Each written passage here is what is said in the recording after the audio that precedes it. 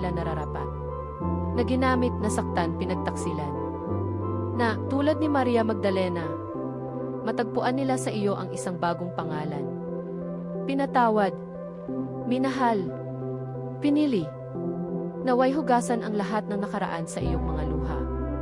At naway ang bawat babaeng nasugatan ay, tulad niya, maging tagapagbalita ng pag-asa. Naway ang kwento ni Maria Magdalena ay magbigay inspirasyon sa bawat babaeng nanonood nito na hanapin ang kanilang tinig, palayain ang kanilang sarili mula sa mga tatak, at yakapin ang pagmamahal at kapatawaran. Naway ang bawat luha ay maging isang pintuan tungo sa isang bagong kwento ng pag-asa at lakas.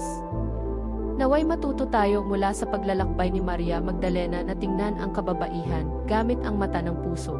Kinikilala ang kanilang kagandahan at potensyal higit pa sa panlabas na anyo. Naway matagpuan ng bawat babaeng hinuhusgahan ang